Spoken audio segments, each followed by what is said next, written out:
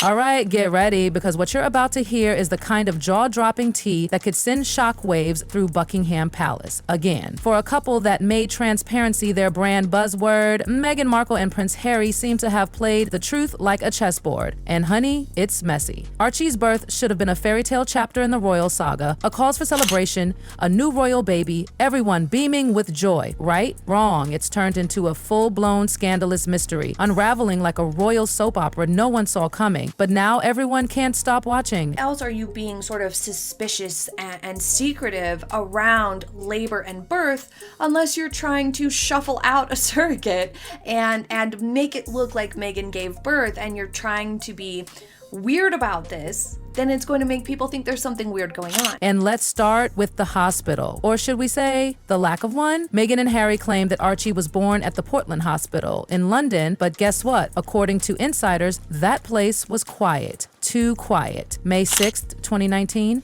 Just a regular old Monday. No lockdowns, no swarm of security, no VIP wing roped off for royal contractions. Nada. Zilch. Now, don't get us wrong. Privacy is one thing. But when you're part of the most famous family in the world, and you insist on releasing a heavily scripted press statement instead of a simple announcement, that's not privacy. That's the perfect recipe for suspicion. The problem is, they exist because we love them and we support them. If it's seen, the first rule of PR is don't tell a lie. And this is where the dominoes start toppling, babes. No hospital logs under Meghan's name, no motorcade, no senior royals stopping by to visit the newborn prince, not even the queen. Let that sink in. A new royal, 7th in line to the throne, and Granny didn't swing by? That's not just odd, that's unheard of. But oh honey, the drama only gets juicier. 2 days after the supposed birth, Meghan and Harry staged a press conference, and let's just say people weren't buying it. Meghan looked flawless. Not just glowing mom beautiful, we're talking red carpet polished. Her posture, stiff. Smile, pasted. Baby Archie, wrapped like a burrito, face nearly invisible. The whole thing screamed, publicity shoot, not I just pushed a human out of my body moment. And at the time, people gave them grace. Let them have their moment, they said. They deserve privacy. But now, with new leaks emerging, those same images are being put under the microscope. And oh boy, the cracks are showing. Take the birth certificate. Normally, both parents sign it. But Meghan's name, nowhere to be found. Palace aides submitted it days later, and certain parts were straight up redacted. For a couple obsessed with curating their public image, this silence, it was deafening.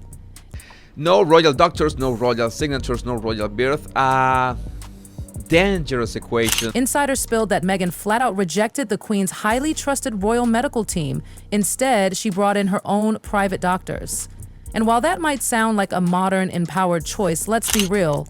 This isn't just any family. This is the British royal family. Royal births aren't just baby showers. They're state events. Princess Diana did it by the book. So did Kate Middleton. But Meghan, she didn't just bend tradition. She shattered it. And then came the gag orders. Yep, NDAs were allegedly flying left and right, staff muzzled, some aides blocked from entire rooms in Frogmore Cottage. The Queen, yes, Queen Elizabeth herself, was kept in the dark. She reportedly learned about hospital arrangements from the same press release the public got. Let that sink in. Imagine your own grandma learning about your childbirth via Instagram. Now imagine your grandma is the Queen of England. Yikes. Sources say the Queen felt gutted. She'd been through decades of royal births, each one handled with dignity and openness. Meghan's move? It felt like betrayal. Like she didn't just ditch the rules, she torched the whole book. And the fallout, it's getting explosive. Behind the scenes, hospital staff are talking, documents are leaking, and the story Meghan and Harry tried so hard to craft, it's unraveling fast. Because here's the kicker. By insisting on complete control, Meghan actually created more chaos. No royal oversight, no verified chain of events, just a carefully selected team that answered to no one but her. And now, that control is crumbling. Sources say there's no record of Meghan being escorted under royal security on Archie's birth date.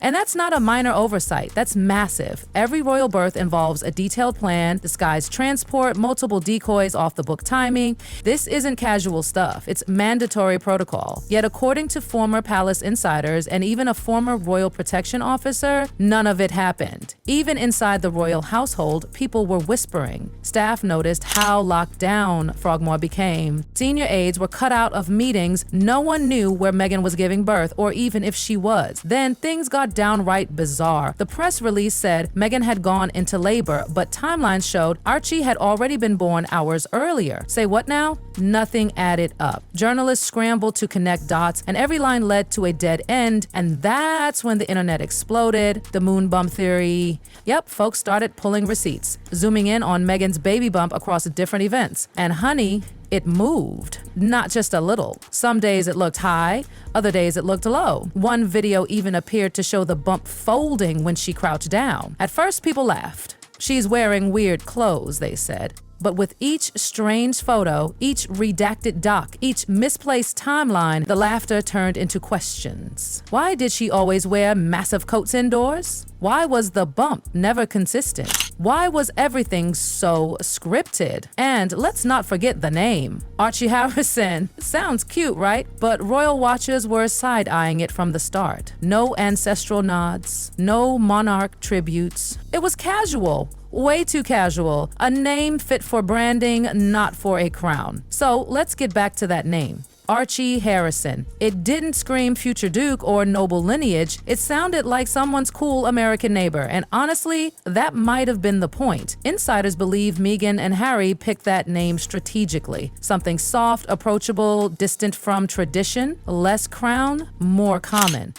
And what does that say? That Archie's birth might have been more than just a family event. It was a rebrand, a carefully planned rollout for the Sussex's new image. A royal baby with a royal title, but without the royal baggage. And just like that, the palace started to feel more like a stage, and this birth more like a production. And yet, it all comes circling back to one haunting question. Where was Meghan on May 6, 2019? If she wasn't at the Portland hospital, if no security detail was deployed, if not even the Queen had the details, then what really happened that day? Who delivered Archie? Who was there to witness it? Because if the facts don't fit the story, was the story ever real? The secrecy surrounding this birth, it's not just private. At this point, it's sinister. Everything about it feels like it was wrapped in velvet and locked in a vault. And eventually, secrecy stops looking like privacy and starts smelling like a cover-up. And just when you think it can't get any more suspicious, we enter the legal maze. Here's where it gets chilling. It'll shake the entire monarchy. Because one thing's for sure, whatever really happened on May 6, 2019, the truth is clawing its way out. And Meghan, according to sources, she's absolutely furious. Furious that it's unraveling, furious the cover's been blown, and absolutely terrified that the world is finally seeing the cracks in the story. Now let's get to the part that's got Meghan allegedly seething. Because all this secrecy, all this cloak and dagger around Archie's birth, it wasn't just palisades and hospital staff raising eyebrows. Oh no, honey, it goes much deeper, and the leaks aren't stopping. Insiders now say that Meghan and Harry's private doctor, the one Meghan personally picked out and trusted to handle everything, has started, wait for it, talking. Yep, someone from inside her trusted medical circle has finally broken the silence. And while they're not publicly naming names yet, what's being revealed behind the scenes is nothing short of explosive. Apparently, this doctor hinted that not everything was what it seemed, that the story the world was told may have been a beautifully polished lie. And let's be honest, at this point, does that really surprise anyone? People are now digging even deeper, looking at photos, timelines, documents, everything. And what they're finding? Gaps, inconsistencies, flat-out contradictions. Even long-time royal correspondents are admitting that something was off. Let's rewind to the official birth photo again. Remember that overly staged press moment in Windsor Castle? Harry awkwardly holding Archie, Meghan beaming like she just walked off a movie set? Not like a woman who just gave birth 2 days earlier. Her hair was flawless. Her makeup? On point. And her body? No swelling, no signs of postpartum fatigue, not even the tiniest change in posture, just perfection. Too perfect. And Archie? That blanket might as well have been armor. He was wrapped up tighter than a Christmas ham. You couldn't even make out if that was really a baby under there. Let's be real, it could have been a doll. But the internet didn't miss a beat. Theories exploded, photos compared, bump shapes analyzed like crime scene evidence, and sure, some of it seemed crazy at first. But one by one, those wild theories started sounding less insane and more plausible, especially when combined with everything else.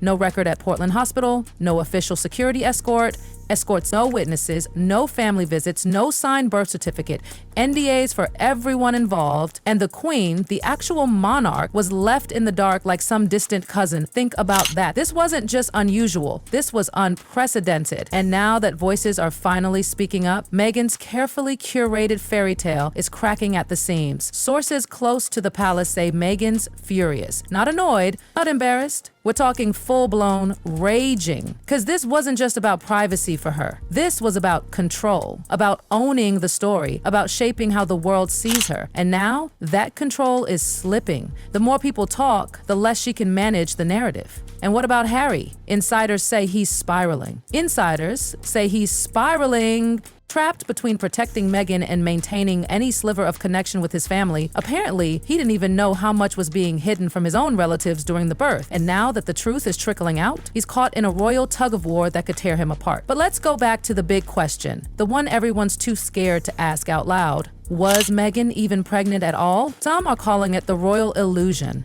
a perfectly orchestrated performance designed to maintain status, control the brand, and sidestep the restrictions that come with being a royal parent. Because think about it, if Meghan had used a surrogate, that would have thrown everything into chaos. It would have affected Archie's place in the line of succession.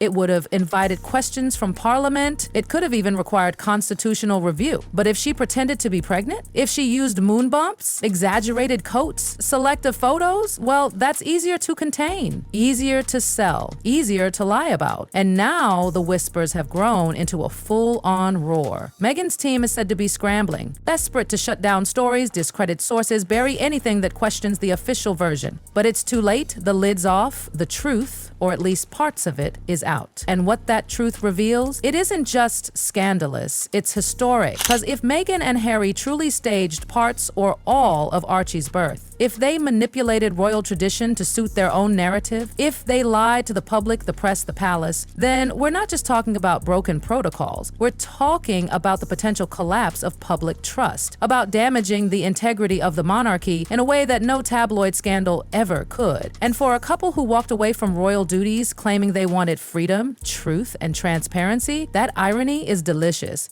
This isn't just a family drama anymore. It's a full-blown constitutional crisis disguised in designer coats and Instagram-friendly smiles. And the fallout, it's only just beginning. Because the question is no longer just, where was Meghan when Archie was born? It's now, what else have they been hiding? And honey, if the tea being spilled by doctors, insiders, and former palace staff keeps boiling at this rate, we're about to find out.